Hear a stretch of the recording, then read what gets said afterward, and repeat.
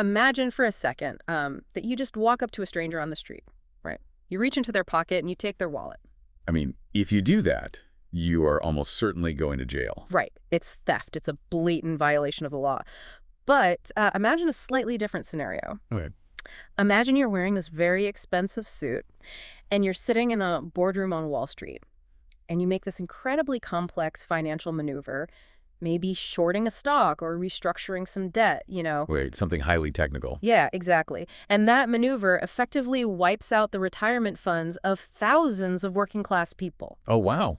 In that scenario, you don't go to jail. Actually, you might get a massive end-of-year bonus. You might even be put on the cover of some financial magazine and praised for market efficiency. It really is a striking contrast, isn't it? Right. Because the physical outcome for the person losing their money is essentially the same. Exactly. Perhaps it's even more devastating in the second scenario. Yet, society treats those two actions as if they exist in, well, entirely different moral universes. And the question we have to ask is, why? When we think about the architecture that shapes our daily lives, we're so trained to look for physical things. Right, the tangible stuff. Yeah. We look for the concrete dividers on the highway that force us to drive in a certain lane. Or the locked door that tells us we aren't allowed into a building. You physically bump into those things. You feel them. Yeah, but the difference between the mugger and the billionaire, that isn't physical at all. It's cognitive. Exactly. We are navigating this vast, completely invisible architecture of the mind. We're living inside this matrix of hidden forces that basically tell us why it's perfectly acceptable for one person to hoard billions while someone else starves. Or, who gets to speak in a meeting. Right, or why we stop at a red light even at 3 in the morning when the roads are completely empty. You're touching on what is essentially the ultimate cognitive labyrinth. And the most dangerous, or maybe the most effective thing about this invisible architecture is that we usually don't even realize we're walking its halls. We just accept it. Exactly. We treat these human-made rules as if they were gravity or the weather, just unchangeable facts of the natural world. Well, that invisible labyrinth is exactly what we are tearing apart today. So, to you, the listener, the curious mind joining us right now, get ready. It's a big one. It is. Our mission today is ambitious. We are going to completely rewire how you understand human society, the rules you follow without thinking, and honestly, the very nature of power itself. Yes. Our guide for this deep dive is a monumental work by the philosopher and political theorist Rainer Forst. It's called Normativity and Power: Analyzing Social Orders of Justification. It is a genuinely paradigm-shifting piece of scholarship. Yeah. Forst does something that's quite rare. Oh, absolutely. He takes the highest, most abstract traditions of political philosophy. So we're talking Kant, Marx, the Frankfurt School. And he drags them down into the gritty, empirical reality of sociology and history and constitutional law. Right. He's essentially trying to build a bridge between how we think society should work in theory and how power actually operates on the ground. And the core premise we are exploring today, it really flips our conventional wisdom completely upside down. It does. Usually we think of normativity, which, is just academic shorthand for rules, reasons, and moral justifications. We think of that as the opposite of power. Right. We think reason is what you use when you don't have force. Exactly. We think power is a baton, a gun, a huge bank account. But Forst is asking this kind of terrifying question. What if power is actually made out of reasons? That is the pivotal shift right there. Yeah. The idea that social power deeply permeates the normativity of our lives. Yeah. Power doesn't just force you to do something against your will. True power operates by getting inside your mind and providing you with the exact justifications you need to accept your own subordination. Which is wild to think about. It really is.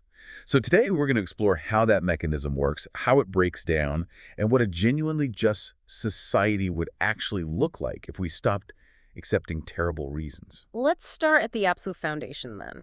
If we want to understand how society is built, Forst argues we have to start by looking at the bricks. The individuals. Right. We have to define what a human being actually is. And he uses this Latin phrase, animalia rationalia, which translates to rational animals. Yes. But my understanding is that he doesn't mean rational in the sense of like a human calculator doing trigonometry in our heads. Oh, far from it. No.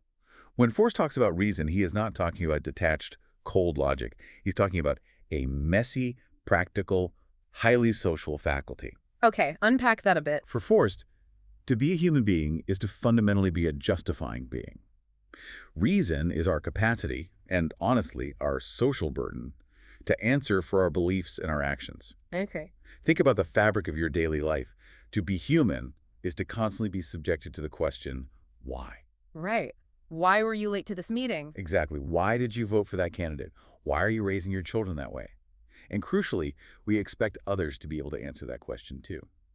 So reason is the active, lived practice of justification. That makes a lot of sense. We are creatures totally obsessed with explaining ourselves, and Forst anchors this idea within the tradition of critical theory, specifically bringing in Max Horkheimer. Yes, Horkheimer is foundational here. For our listeners who might not be familiar, Horkheimer was a leading figure in the Frankfurt School. They were a group of mid-20th century German philosophers who were trying to figure out why the Enlightenment and modern capitalism led to fascism and mass destruction instead of human liberation. Which was a very pressing question for them. Right. So how does Horkheimer's view of critical theory tie into this human obsession with asking why? Well, Horkheimer made a famous and vital distinction between what he called traditional theory and critical theory. Okay. Traditional theory, in the way a traditional sociologist or economist might practice it, looks at society as a set of facts. It looks at the economy or the legal system and just tries to describe how it functions. Like mapping out the gears of a machine. Exactly. It accepts the given parameters. Critical theory, however, is fundamentally guided by an interest in human emancipation. Right. It looks at that same society and asks, why do these specific power relations prevent a rational, fair, and justified social order from emerging? So critical theory essentially weaponizes the question of justification. It doesn't just describe the rules, it demands that the rules justify themselves. I want to visualize this because it can get quite dense. A key part of this critical approach is the concept of de-reifying things. Yes, reification is a huge concept. Reification is like when we take something that humans invented, like the stock market, or the concept of a nation state, or even traditional gender roles, and we treat it like a natural object, like a rock that just exists out in the woods. That is an excellent way to frame it. Reification is basically a form of social amnesia. Ooh, social amnesia. I like that. Yeah, we forget that we built the system, so we start treating the system as if it has power over us, rather than the other way around. Wow. So to de-reify concepts, even seemingly positive concepts like human rights or democracy or reason itself, is to strip away that illusion. Forst insists we cannot treat these concepts as static, unpolitical artifacts dug up from history. Right, they aren't fossils. Exactly. They are active, ongoing political processes of justification. They only exist because human beings are actively maintaining them through argument and consensus. It reminds me of the difference between closed source and open source software. I hate so. Well, when you buy a smartphone, the operating system is locked down. It's a reified object. You are forced to use it. You can't see the code. And if there's a glitch that ruins your battery life, you just have to live with it and hope the tech giant sends an update. You have no agency. Right. You're totally alienated from the machinery dictating your digital life. But de-reifying society is like making that software open source. Oh, I see. Suddenly, the citizens can open the hood, look at the source code of the economy or the justice system, and realize, wait, this isn't magic. A human wrote this line of code that disadvantages me, which means I can rewrite it. That analogy perfectly captures the spirit of what Forst, drawing heavily on Karl Marx and Horkheimer, means by alienation. Alienation. Yeah. In casual conversation, we use alienation to mean feeling lonely or disconnected. But political, structural alienation is much deeper. Alienation is a failure to see oneself as an autonomous subject who is fully capable of demanding justification. So it's looking at the closed source software and just shrugging. Precisely. It is the condition of looking at the widening wealth gap or rigid social hierarchies and sighing, well, that's just human nature. Or, that's just how the free market works. True alienation is forgetting that you hold the ultimate authority to demand the source code and ask, why are we running this program? To structure how we interact with this code, Forst introduces what he calls a threefold normativity. It's basically 3 layers of the rules we navigate every day. Let's break those down. Sure. The first layer is the normalizing normativity of established social rules. This is your default setting. Okay. It's the everyday, unexamined, conventional life. It's shaking hands when you meet someone or accepting that you have to work 40 hours a week to earn health insurance. You follow these norms simply because that is how things are done here. Then we have the second layer, which is the rational normativity of principles of reason. This is our cognitive ability to step out of that default setting. It's a capacity we have to look at the 40-hour work week and ask, wait, why is healthcare tied to my employment? Who does that benefit? It is the active questioning of the established rules. And that questioning leads to the third layer, which is the world of reflected norms. Reflected norms. Right. These are the societal rules that, after being subjected to intense critical questioning and public debate, actually survive. They are the norms that can count as truly, rationally justified to all the people they affect. Okay, I need to pause you there, because this is where I find myself wanting to push back against Forst a bit. Now for it. If human reason is fundamentally about tearing down assumptions and relentlessly demanding justifications for every single rule we live by, Right. doesn't that lead to a kind of cultural exhaustion? I see where you're going. Like, do we have to reject all of our existing traditions?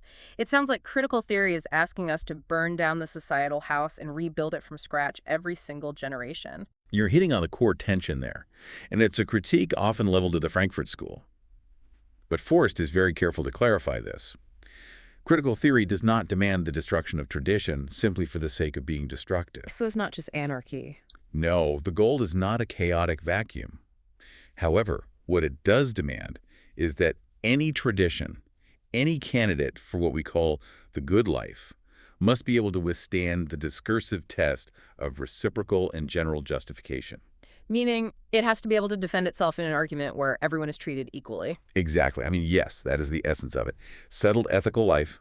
So our religious traditions, our family structures, our cultural habits, that is the object of criticism, but it is not the limit of it. Oh, I see. If a tradition is genuinely beneficial and fair, it will survive being questioned. It will be able to justify itself to everyone, including the people at the bottom of that tradition's hierarchy. Right. We don't have to start from scratch, but we absolutely have to inspect the foundation of the house we are living in. If a tradition can only survive by silencing the people it harms, then that tradition is a form of domination, not a justified norm. That makes total sense. We aren't necessarily discarding the old rules, we're just forcing them to pass an audit. But to understand how these justifications operate out in the wild, beyond pure philosophy, we have to look at sociology. We do. Because people don't walk around speaking like Kantian philosophers. They argue using very specific, culturally ingrained languages. And this requires engaging with the sociology of critique. Forst dedicates a significant portion of his analysis to the work of two highly influential French sociologists, Luc Boltanski and Laurent Thévenot. Right. Instead of looking at society from a top-down philosophical perspective, Boltanski and Thévenot looked bottom-up. They observed how everyday people actually argue, how they justify their actions, and hurl accusations during social conflicts. They mapped out the different languages of justification. They call them cités in French, which translates roughly to cities or polities or worlds of justification. Exactly. And reading their taxonomy is wild because the moment you hear these categories, you instantly recognize them in your daily life, your workplace, and your family. They're very intuitive. Boltanski and Thévenot identified several distinct cités that operate simultaneously in modern society.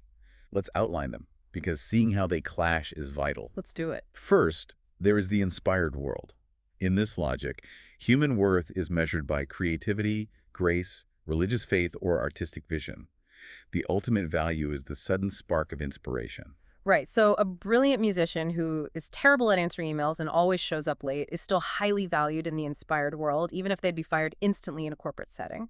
Bond. Then you have the domestic world. This is a paternalistic, traditional logic where worth is entirely based on personal relationships, hierarchy, loyalty, and tradition. It's the logic of a family, or an old-school family business, or a traditional monarchy. You obey the boss because the boss is like the father figure of the company, and loyalty is paramount. Then there is the world of opinion or fame. Here, everything is determined by reputation, public recognition, and visibility. Okay. The truth of the matter is less important than how many people believe it or are talking about it. Which is basically the entire architecture of modern social media and influencer culture. An influencer's worth isn't tied to the quality of the product they make, but purely to the metric of their reach and public opinion. Yes, exactly. And contrasting sharply with that is the civic world. This logic speaks the language of the general will, equality, collective action, and the law. It's the language of solidarity, trade unions, and pure democratic representation. Got it. Next is the industrial world. The ultimate measure of worth here is efficiency, productivity, reliability, and scientific management. Engineers, planners, and efficiency experts are the heroes of the industrial world. They don't care about your artistic inspiration. They care about whether the supply chain is optimized to the hour. And closely related but distinct is the market world. In the market logic, worth has nothing to do with how efficiently you made something, and certainly nothing to do with loyalty or inspiration. Right. It is entirely about exchange value, price, and profit. If a terrible, inefficiently made product sells for a massive markup, it is fully justified in the market world. And later on, sociologists added a seventh to this framework, the project-based world, representing the new spirit of network capitalism. Ah, the gig economy. Exactly. Here, worth is defined by flexibility, mobility, networking, and the ability to seamlessly jump from one temporary gig or project to the next. The worst thing you can be in the project world is tied down to one single static role. I love this framework because society suddenly looks like a massive multiplayer game running 7 entirely different scoring systems at the exact same time. It really does. And the conflicts we see on the news are almost always collisions between these different worlds. Let's visualize an extended scenario. Imagine a massive corporate restructuring at a legacy media company. Okay, classic scenario. The new management comes in and they are speaking the language of the market and industrial worlds. They say, we need to optimize our content output to increase profit margins. We're cutting these departments because they aren't generating enough ad revenue. Very industrial and market-focused. But the veteran journalists at the company are pushing back using the civic and inspired worlds. They say, our investigative journalism is a public good necessary for democracy, and it requires deep, creative work that cannot be measured by daily profit metrics. Yes. They are literally speaking past each other. The management views the journalists as inefficient liabilities, and the journalists view the management as culturally destructive Philistines. That is a perfect real-world application. Yeah. Boltanski and Thevenot would say that society is nothing more than this endless grinding negotiation and compromise between these different cités. As a descriptive tool, it is unparalleled. It really maps things out. It maps out exactly how we argue and why those arguments feel so intractable. Yeah. You cannot solve the civic problem with a market justification. It will always feel deeply wrong to the people involved. But this descriptive map leaves a massive gap, which is where Forst steps in with a heavy critique. It's fascinating to map out how we argue, but Boltanski and Thevenot don't actually tell us who is right. That is precisely Forst's philosophical objection. The sociology of critique lacks an independent normative philosophical perspective. Right. Boltanski and Thevenot base their entire theory on the sociological observation that humans have an imperative to justify. We feel a psychological compulsion to give reasons to avoid looking like brutes. But a sociological observation of human behavior is not a solid moral foundation. So identifying 7 different languages of justice is useless if you don't possess a universal translator. Right. They do not ground a moral right to justification. They just observe the practice of it. Without an independent foundational principle of reason, the fundamental moral right that every single human being has to demand a justification that is reciprocal and general, we remain permanently trapped inside these conventional languages. I want to make sure I grasp the gravity of this. If we don't have this transcendent moral right, then if I'm a worker in a factory and the boss says, I'm cutting your pay in half because market logic dictates it, the only thing I can do is try to argue back using civic logic. Exactly. But there's no higher judge. There's no way to step completely outside the market logic and say, the fact that the market has authority over my physical survival is, in itself, a human rights violation. You've nailed it. Forst argues that the demand for justice isn't just another language competing with the market or the industrial world. The fundamental right to justification is the vantage point that allows us to question all of the languages. It's like the meta rule. Yes, it is the meta rule that governs which worlds are allowed to have authority over our lives. If our minds are the ultimate battlefield for these competing justifications, how does power actually operate on that battlefield? How does a system force us to accept its language? This is a massive turning point in the book. It brings us to what I think is the most mind-bending matrix-level concept in Forst's entire work. His radical redefinition of power. We're entering the territory of noumenal power. When the average person hears the word power, they immediately picture physical coercion. Like a police officer with a badge. Or an army with tanks, or a billionaire with the resources to buy up land. We view power as a physical force that acts upon physical bodies. But Forst radically argues that the true essence of social power is not physical at all. It is cognitive. It is deeply intellectual. The word noumenal comes from Immanuel Kant's philosophy, right? Kant divided existence into the phenomenal world, the physical stuff we can touch and measure, and the noumenal world, which is the realm of the mind, of thought, of things as they are in themselves. That's right. Forst defines power as the ability to influence, determine, occupy, or even seal off the space of reasons for other people. It requires a profound shift in how you view human interactions. Mhm. Forst's definition is this. Power is when person A gets person B to think or act differently by providing reasons that person B accepts. Okay. Now, this is crucial. Those reasons do not have to be good, rational, or moral. They can be genuinely solid, logical arguments. They can be complete ideological lies like a racial supremacy myth. Or they could be violent threats. But in every single one of those cases, person B is cognitively processing a reason and acting upon it.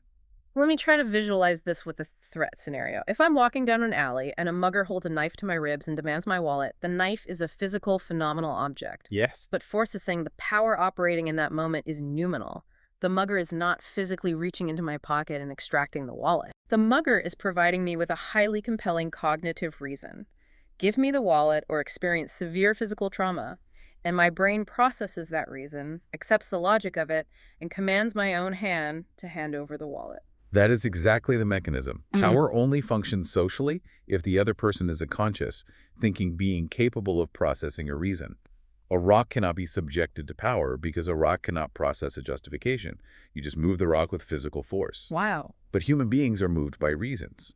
To demonstrate this, Forst lays out a spectrum of power, breaking it down into 4 distinct stages of how the space of reasons is manipulated. Let's explore that spectrum. The first and most stable stage is what he simply calls rule. Rule is a durable, stable social order that rests on comprehensive, widely accepted justifications.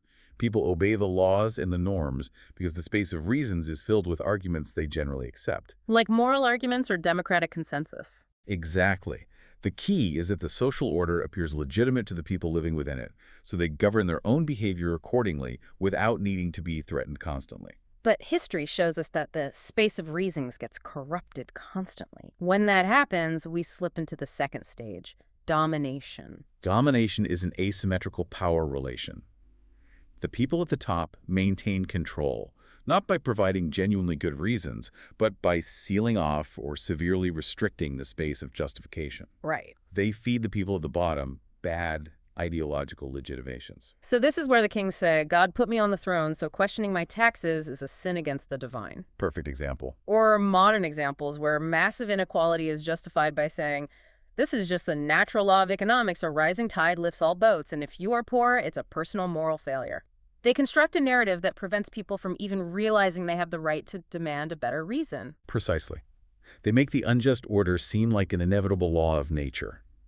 But ideologies fracture. People start educating themselves, they start talking, and the ideological justifications start to fail. When people start actively questioning the domination, the rulers drop down to the third level. Coercion. Coercion is where the mask comes off. Yes, the ruler can no longer rely on people believing the ideology, so they rely heavily on threats. The space of reasons shrinks dramatically. It collapses down to a single, brutal justification. Obey the rule, or you will suffer imprisonment, loss of livelihood, or violence. So it's still noumenal. Coercion still operates nominally. Yes, the threat is a reason processed by the mind, but the quality of the justification is completely impoverished. And if the people decide they no longer fear the threat, or if the ruler just completely loses control, we arrive at the final stage, pure violence. This is a crucial point. And here, Forst brings in the brilliant insight of the political philosopher Hannah Arendt. Arendt wrote extensively on totalitarianism, and she made a shocking claim. When a regime resorts to pure physical violence, just beating people in the streets, locking them up without trial, dropping bombs, that is not the ultimate expression of the regime's power. It is actually the definitive proof that their power has failed. It is a profound, counterintuitive truth. Because at the exact point of pure violence, the regime is no longer influencing the citizens' space of reasons. They've given up on reasons. Exactly. They have given up on trying to provide a justification, even a threatening one. They are now treating the human being the same way they treat a physical object, a rock to be moved, crushed, or destroyed. Violence is what happens when noumenal power evaporates. If you have to shoot someone to stop them from protesting, you have zero power over their mind. That reframing really changes how you watch the nightly news.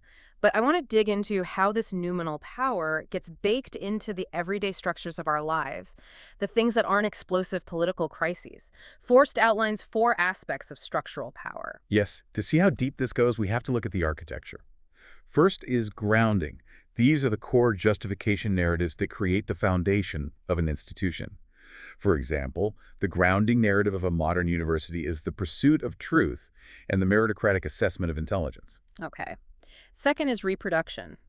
This is how the structure becomes what Force calls a second nature. It's the everyday routines that make alternatives seem literally impossible to imagine. Like schooling. Right. You go to school, you sit in rows, you listen to the bell, you take the standardized test. By the time you are an adult, sitting in a cubicle doing repetitive tasks for a corporation feels completely natural. Third is influence. This is the terrifying part, where the structure itself exerts a gravitational pull on behavior without anyone giving a direct order.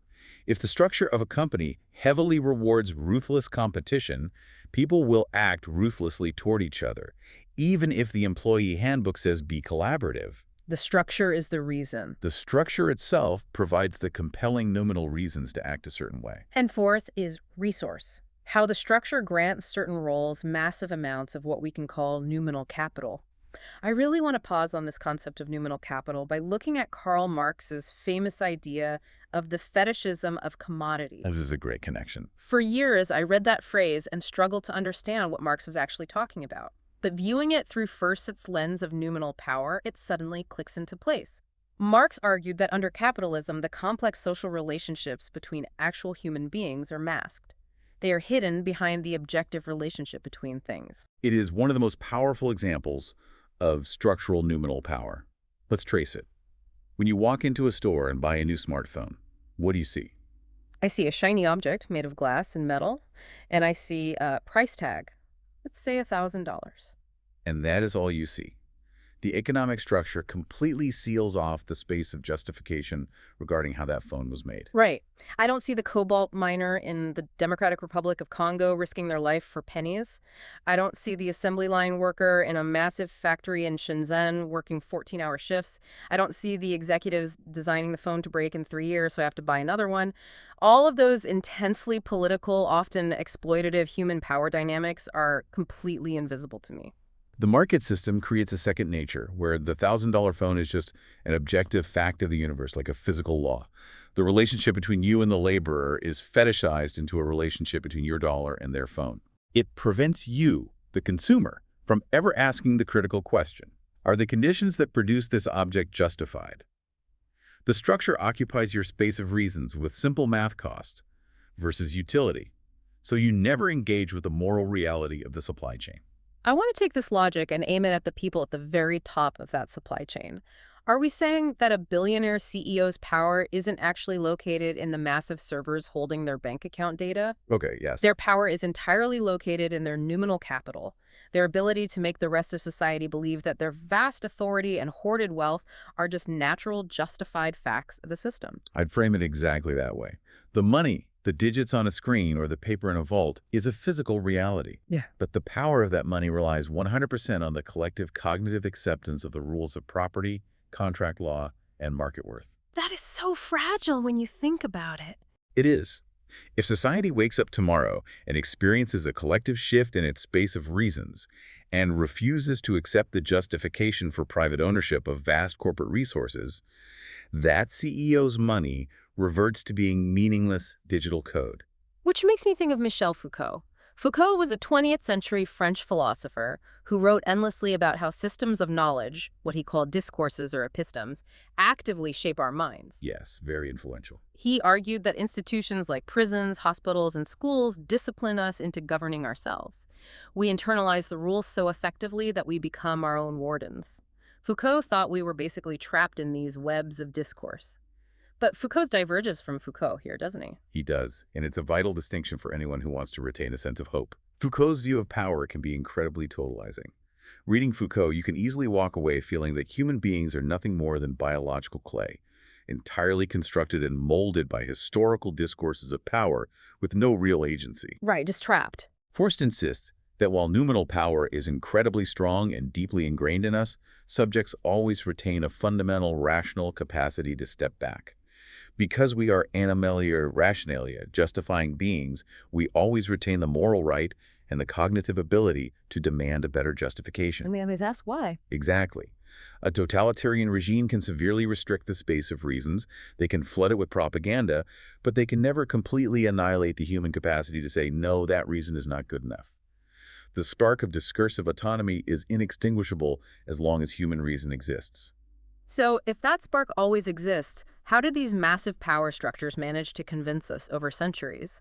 How do they build this numinal capital so effectively that generations live and die without ever questioning the matrix? By telling incredibly potent stories. Let's look at justification narratives and how we measure the true arc of historical progress. Every normative order, every system of laws, every economic structure, every religious hierarchy is embedded in a grand justification narrative. These are not simple fairy tales or bedtime stories. They are immensely complex, emotionally resonant historical tapestries. They weave together actual historical events, cultural myths, collective traumas, and grand human ideals into a cohesive worldview. Think about the massive tectonic shift from the medieval era to the modern Enlightened era.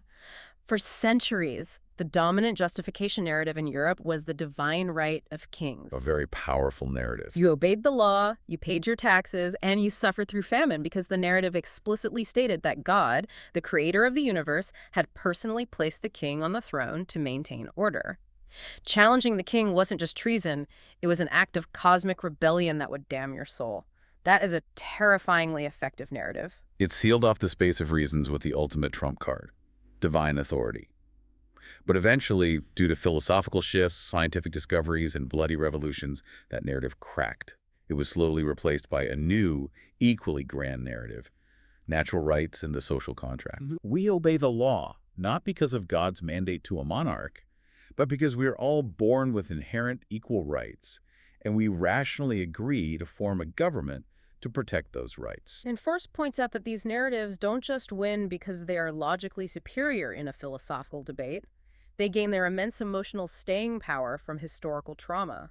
We didn't just stumble into the modern human rights narrative because someone wrote a really persuasive essay. No, the modern human rights narrative is deeply anchored in the horrors of the 20th century. Why is the concept of universal human dignity so fiercely protected in modern international discourse? Because it was forged in the absolute darkest fires of human history. The Holocaust. Yes. The breakdown of civilization during the Shoah, the Holocaust, provided a visceral, horrifying anchor point. The narrative became, look at the ultimate consequence of denying human dignity. We must build a normative order that prevents this from ever happening again. And we see that with colonialism, too. Absolutely. The grueling, centuries-long struggles against European colonialism profoundly shaped our modern global narratives around cultural self-determination and the evils of racial hierarchies. But this raises a dangerous trap that Forst warns against. Just because a narrative wins out in history, just because it becomes the dominant way we view the world, does that automatically make it morally right? That is the temptation, isn't it? It's very tempting to look back and say, well, the natural rights narrative defeated the divine right narrative. Democracy defeated fascism in World War II. Therefore, the universe naturally bends toward justice, and whatever narrative survives is morally superior. Forst explicitly and forcefully rejects that view. He calls it moral Darwinism, the incredibly dangerous assumption that historical survival equates to moral rightness. It's a dark concept.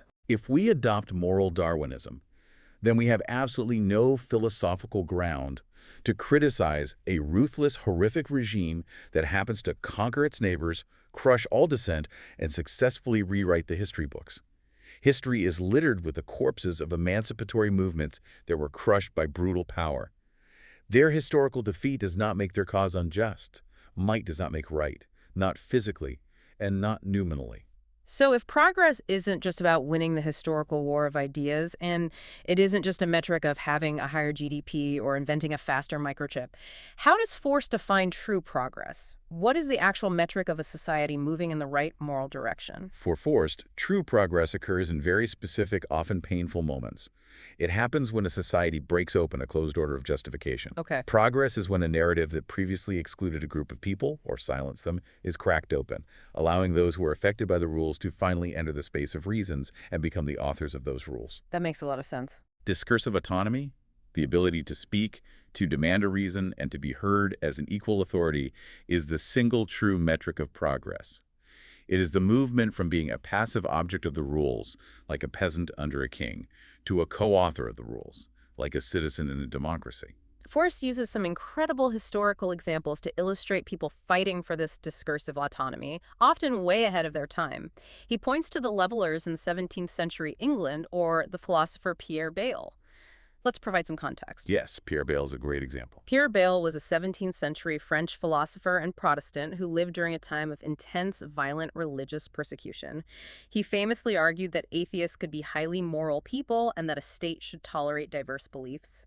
In the 1600s, that was an utterly scandalous, dangerous thing to say. It could get you killed. And the Levelers were a political movement during the English Civil War demanding popular sovereignty, extended suffrage, and equality before the law. And in their own time, they were viewed as radical, dangerous, even insane. The levelers were suppressed, and Bayle was widely condemned. In the historical timeline, they lost. They were marginalized by the dominant justification narratives of their day. Right.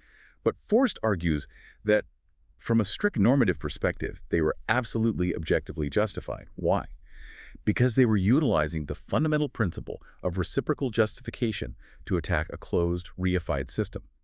They were demanding that power, whether it was the religious authorities or the monarchy, explain itself in terms that every single person could rationally accept. Yeah. They were trying to pry open the space of reasons. It fundamentally flips a common cliché. We always hear that history is written by the victors, but Forst is suggesting that true moral history is written by the people who force the victors to justify their actions. Exactly. The people who crack open the space of reasons, even if they are imprisoned or crushed in the process, are the true engines of human progress. They plant the normative seeds that later generations harvest. That is a profound way to summarize it. And we have to recognize that these clashes between grand justification narratives are not safely locked away in the 17th century. They're happening right now, today, in our highest courtrooms, our parliaments, and our public squares. Which brings us to a part of the book that feels incredibly urgent: the post-secular challenge regarding religion, toleration, and the law. How does a modern, diverse state navigate the competing justification narratives of intensely religious citizens and secular citizens? It's a minefield. Forst approaches this minefield with incredible analytical clarity by contrasting two philosophical titans, Jürgen Habermas and Immanuel Kant. The underlying tension here is about the role and the value of religion in a modern, democratic, secular society. Jürgen Habermas, one of the most important living German philosophers, has developed a fascinating and somewhat evolving view on this. What's his stance? Habermas, coming from a secular discourse theory background, looks at modern society and worries that purely secular reason might lack a certain motivational, emotional resonance. He suggests that secular solidarity is fragile. So Habermas is looking at the modern, bureaucratic, highly rationalized world and saying, we might be losing something vital here. Yes. He argues that religious traditions, despite their dogmas, preserve a vital awareness of what is missing in modern life. They hold on to deep concepts of ultimate meaning, redemption, and profound empathy that sterile, secular, bureaucratic language often struggles to capture. I can see that. Habermas's project is essentially to say to the secular state, do not just shove religion out the door into the private sphere. We need to actively translate those deep religious insights and moral energies into secular language because democratic society needs that moral energy to survive. But Forst pushes back on Habermas by leaning on Immanuel Kant. Kant, the giant of Enlightenment philosophy, has a very different foundation for why we tolerate religion. For Kant, toleration has nothing to do with whether religion is sociologically useful or whether we need its moral energy to prop up the state.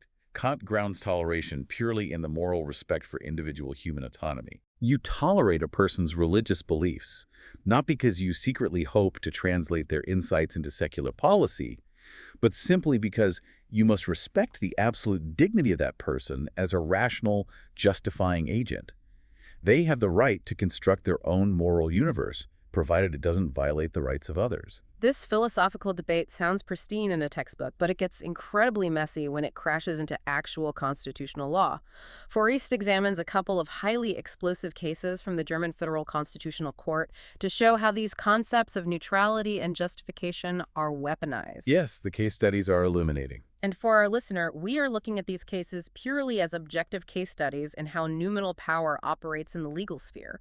We aren't litigating the politics of them. Let's look at the 1995 crucifix decision. In the state of Bavaria, which has a deeply Catholic cultural history, there was a law mandating that a cross or a crucifix be visibly hung in every public school classroom. The Constitutional Court reviewed this and struck the law down. The reasoning hinged on the concept of negative religious freedom. Which means the freedom from religion. Precisely. They argued that a compulsory public school is a coercive environment. Children are legally forced to be there. In that environment, the state forcing students to sit under the symbol of one specific faith is a violation of their negative religious freedom. The court established that the state must remain strictly neutral and cannot identify its coercive authority with one specific religious worldview. Okay, so the narrative there is clear. To protect all citizens, the state must strip the classrooms of religious symbols to maintain a neutral space of reasons. But then, fast forward years later, and you have the headscarf cases. A very different ruling. Various states in Germany passed laws banning Muslim teachers from wearing headscarves while actively teaching in public schools. And this is where Forst applies his critical, de-reviving lens to the legal justification narrative, and he finds a glaring, almost absurd contradiction. When these states passed the laws banning the headscarf, some of the explicit legal justifications written into the laws appealed to the need to protect, and I'm quoting the sentiment here, Christian and Western educational values. Wait, let me make sure I'm tracking this. The state says it must ban the Muslim headscarf to maintain the neutrality of the school, but it justifies that ban by explicitly endorsing Christian and Western values. That is the exact contradiction Forst attacks. He asks the critical question: how can a state claim it is acting from an objective position of neutrality while simultaneously, in its very legislation, actively endorsing a specific cultural and religious hegemony? That's a huge double standard. It is a failure of reciprocal justification. You cannot tell a Muslim citizen, we are neutrally banning your religious expression to protect the Christian nature of the state.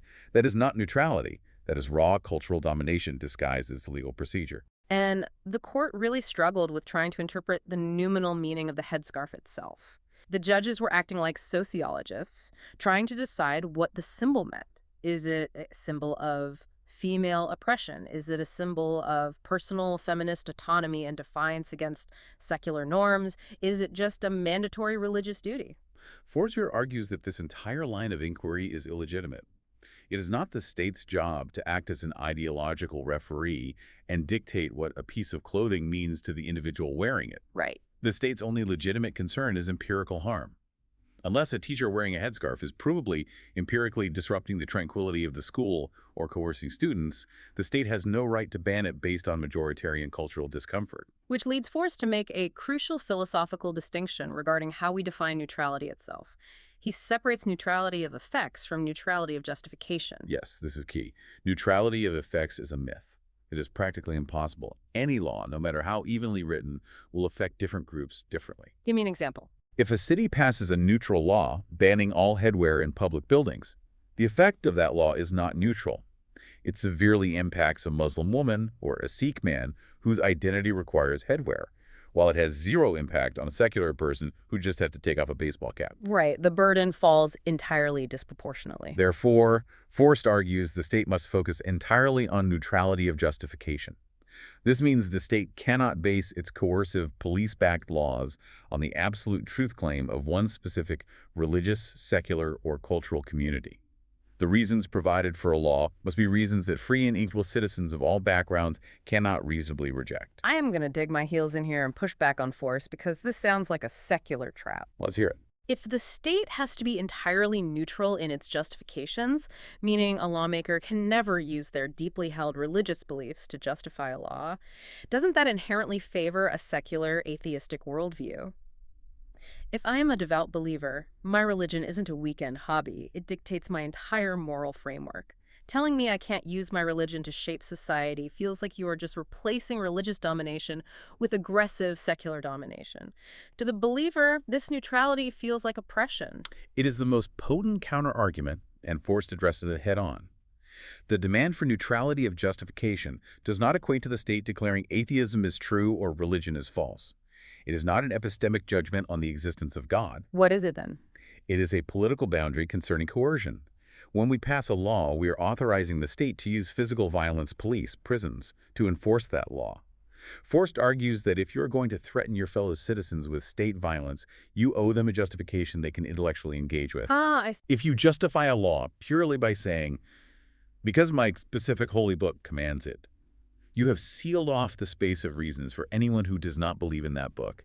You have reduced them to an object of domination. So it's about not weaponizing the state. Exactly. Neutrality of justification is a shield that protects everyone. It ensures that the atheist cannot be forced to live by Christian or Islamic doctrine, but equally, it ensures that the religious believer cannot be forced to live by an anti-religious, militantly secular doctrine that tries to eradicate faith. It levels the noumenal playing field so no single group can monopolize the coercive apparatus of the state. Okay, I see the mechanics of it now. It's about not weaponizing the police to enforce a private metaphysical truth. This intense battle over who gets to dictate the rules, who gets to define what is neutral or what constitutes a good reason, leads us directly to the zenith of political philosophy. Yes, it does. It leads us to how we define the ultimate goal of society: justice. And in contemporary political philosophy, justice is a concept that has been deeply, perhaps fatally misunderstood. Forst argues we have to radically move past what he calls recipient-oriented views of justice. I love this section of his work because the recipient-oriented view is exactly what almost every single person intuitively visualizes when they hear the phrase distributive justice. It's the default assumption. When we talk about justice in the media or in politics, we almost always picture a giant societal vending machine, or maybe a benevolent, omnipotent dictator. The state takes in resources and it hands out goods, healthcare, housing, universal basic income, tax credits. Yes. In this framework, justice is essentially just a giant math problem. The only question we ask is, does everyone get their fair allocation of stuff? Does everyone have a basic minimum to survive? If the math checks out, this society is just. And Forst says that while alleviating poverty and ensuring people have what they need is obviously a vital moral imperative, defining justice purely as the distribution of goods is politically blind. Politically blind. Yes. The recipient-oriented view completely ignores the structural power dynamics of how those goods were produced in the first place, and more importantly, who possesses the noumenal power to decide how they are distributed. It reduces active, democratic citizens to passive consumers waiting for their allotted rations from a system they have no control over. Forst uses a brilliant analogy in the text to clarify this: the cake example. In a recipient-oriented view of justice, a mother bakes a cake and wants to divide it fairly among her children. The theory of justice is exhausted by making sure every slice is exactly the same size. Right, equal slices. But Forst says, wait a minute, society is not a family and the state is not a benevolent mother figure. We need what he calls a relational approach to justice. Relational justice stops looking at the slices of the cake and starts asking deeply uncomfortable political questions. Like who baked it? Exactly. Who bought the flour? Who was forced to stand in the hot kitchen baking it? Who gets to hold the knife? And by what authority did that specific person claim the exclusive right to slice the cake in the first place? That shift from looking at the goods to looking at the power dynamics is what Forst calls justice after Marx. Karl Marx's most enduring insight was that you cannot understand inequality by just looking at the distribution of wealth at the end of the line. You have to look at the social relations of production. Right, the power dynamic. You have to look at the structural power dynamics between the worker and the owner. Building on this, Forst maps out a hierarchy of normative concepts to show how we arrive at true justice.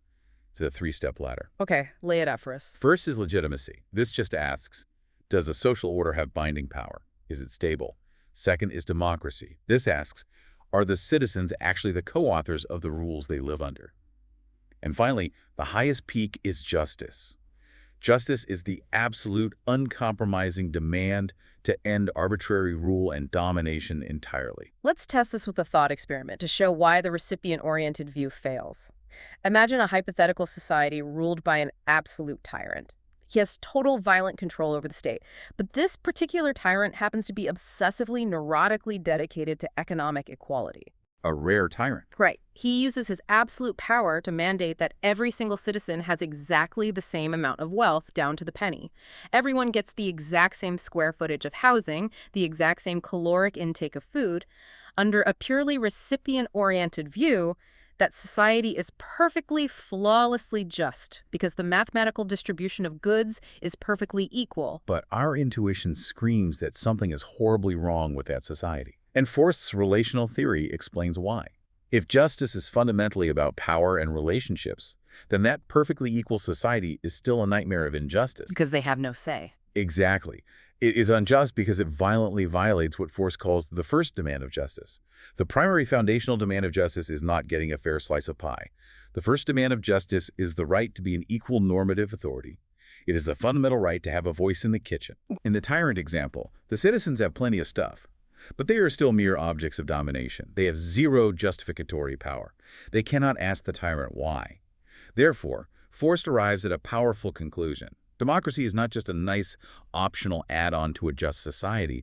Democracy, the active, equal co-authorship of the rules, is the political form of justice itself. You literally cannot have justice without democracy. That is a staggering conclusion. If justice requires that we are the active, democratic co-authors of the forces that govern our lives, what happens when the force ruining your life isn't your own government? The global question. What happens when power easily crosses borders, but your democratic vote does not? If a transnational corporation destroys the local economy of a small town, the citizens of that town can't vote the CEO out of office. Our national borders suddenly look like massive loopholes for domination. How does Forst handle transnational justice in global capitalism? This is where Forst's theory becomes fiercely relevant to the 21st century. We live in a highly interconnected, post-colonial, globalized capitalist era. Forst argues that it is intellectually bankrupt and morally inadequate to confine our theories of justice strictly to the boundaries of the nation-state. And yet, many of the most famous political philosophers of the last 50 years do exactly that. Forst directly critiques state-centric theorists, specifically targeting giants like John Rawls and Thomas Nagel. He does. Explain their rationale, because they aren't evil. They have a specific logic for why justice stops at the border. They essentially argue that these strict, heavy demands of egalitarian justice, the massive obligations regarding wealth redistribution and structural fairness, only apply to people who share a coercive legal system. That's their premise, yes. Because you and I are forced to obey the same federal laws and pay taxes to the same government, we owe each other justice. But to someone in another country who isn't bound by our laws, we owe them basic human rights, maybe some humanitarian charity if there's a famine, but we don't owe them systemic egalitarian justice. That is the state-centric view in a nutshell. And Forst forcefully dismantles it. He argues that the idea that we only share a context of coercion within our own borders willfully ignores the brutal reality of the global economy. It totally ignores it. Institutions like the World Trade Organization, the International Monetary Fund, and the sprawling webs of transnational finance exert massive, coercive nominal and economic power over developing nations. Right. A factory worker in Bangladesh or a farmer in Kenya is absolutely unavoidably subjected to a normative economic order that is heavily designed and enforced by Western governments and corporations. Profound, inescapable contexts of domination already exist internationally. The borders are porous for capital and power, but locked down for democratic accountability. Forst contrasts his approach with another major theory in international relations, Philip Pettit's neo-republicanism. Neo-republicanism is a theory that defines freedom as non-domination, which means freedom from arbitrary interference. Pettit focuses a lot on ensuring that a powerful state like the US or China doesn't arbitrarily interfere in the choices of weaker sovereign states. It's a defensive posture. Right, it's about protection. But Forst's discourse-theoretical approach goes much deeper. It's not just about building a wall to protect a weak state from interference. It's about demanding a seat at the table. Forst wants to establish a global basic structure of justification. A global basic structure of justification. That is the paradigm shift. In this view, the concept of human rights is radically redefined. How so? When a marginalized group in the global south protests against a transnational mining conglomerate or demands international human rights, they are not making a plea for help. They are not standing with their hands out asking for humanitarian charity from the wealthy global north. They aren't asking for a favor. No. They are claiming a fundamental, actionable political right to be involved in the design of the global political and economic orders to which they are subjected. They are demanding their nominal capital back. Because right now, the way the global north handles these disparities is by relying on charity, which Forst sees as a massive cop-out. Think about it. If a massive transnational corporation exploits cheap labor and extracts resources from a developing country for decades, making billions in profit, and then the CEO of that corporation retires and donates $50 million to build schools in that exact same country, the global media applauds them as a savior. It's a very common narrative. But from Forst's perspective, that charity actually masks the real problem. It converts a deeply political issue of structural domination into a question of individual morality and benevolence. It leaves the nominal power structure completely intact. The CEO still holds the knife, slicing the global cake. They are just choosing to give away a few crumbs. It is the ultimate pacification strategy. Philanthropy is used to silence the demand for structural justice. But I have to play devil's advocate here. Forst's vision of a global basic structure of justification sounds incredibly beautiful and almost entirely utopian. How does an ordinary person or a disorganized group of exploited workers in a developing nation actually exercise justificatory power against a faceless trillion-dollar transnational economic system? It's a big question. The IMF doesn't have a public comment box that they actually read. Global capital does not care about your demand for reasons. How is this not just academic wishful thinking? It is the hardest question of the book, and Forst does not pretend it is easy. He fully acknowledges that the actual institutional structures required for global democracy, a true global parliament, binding international courts with real enforcement power, are currently incredibly weak or entirely non-existent. So what's the solution? He argues that the demand for justification is the necessary, unavoidable first step. Before you can build the institution, you have to break the ideology. De-reify it. Exactly. Transnational social movements, international labor organizing, global climate strikes, NGOs, these are all actors forcefully entering a nascent global public sphere and demanding reasons.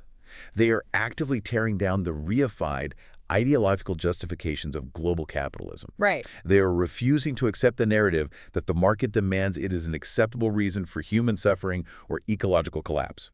Every single time a movement forces a transnational entity, whether it's a corporation or the World Bank, to scramble and attempt a public justification for their actions, that movement is carving out a new space of reasons on a global scale. They are laying the nominal groundwork for the institutions of the future. They are slowly forcing the closed-source software of the global economy to become open source. We have covered an immense, staggering amount of intellectual ground today. Let's try to pull all the threads of Rainer Forst's Normativity and Power together to see the tapestry we've woven. That's good. We started by redefining what it means to be human. We learned that to be animalia rationalia isn't just about logic. It means we are justifying beings, constantly burdened with demanding and providing reasons for how we live. We then fundamentally transformed our understanding of power. We discovered that true, lasting power is nominal. It is not located in the physical force of a baton or a bank vault. It lives entirely in our minds, in our cognitive acceptance of the social narratives and justifications that surround us. We looked at the grand sweep of history and saw that true progress is not a matter of moral Darwinism or simply winning wars. True progress occurs only when we break open closed justification narratives, ensuring that the people who are subjected to the rules become the equal co-authors of those rules. We navigated the incredibly tense waters of religion and state law, establishing that true state neutrality does not mean enforcing atheism, but demands a neutrality of justification that protects the autonomy of all citizens, secular and religious alike, from the coercive imposition of absolute truth claims. And finally, we redefine justice itself. True justice isn't about standing in line at a societal vending machine, waiting for a fair slice of the pie handed down by a powerful system. Justice is about relational power. It is about having an equal say in the kitchen. It is about being an equal normative authority, demanding reasons from your local community all the way up to the transnational global stage. It is a profound, demanding, and ultimately deeply empowering way to view the world. Forst provides us with a critical theory that equips us to see the invisible architecture of our social reality. Once you understand nominal power, you cannot unsee it. He gives us the philosophical tools to start dismantling the invisible walls that cannot be justified. And that Brings me to our final thought for today. We have spent this deep dive talking about grand global systems, states, and the arc of history. But I want you, the listener, to bring this massive philosophical framework right down to the ground. If our entire social reality is held together by justification narratives, these invisible stories we've collectively accepted as just the way things are, take a hard, critical look at your own daily life. Think about the invisible architecture you navigate every single day. What is the most foundational rule you obey at your workplace, within the hierarchy of your family, in your romantic relationships, or in your local politics, simply because you have never demanded the right to ask why? What happens to that seemingly absolute numinal power the very moment you finally stop, look it in the eye, and ask for a justification? Thanks for joining us on this deep dive. We'll see you next time.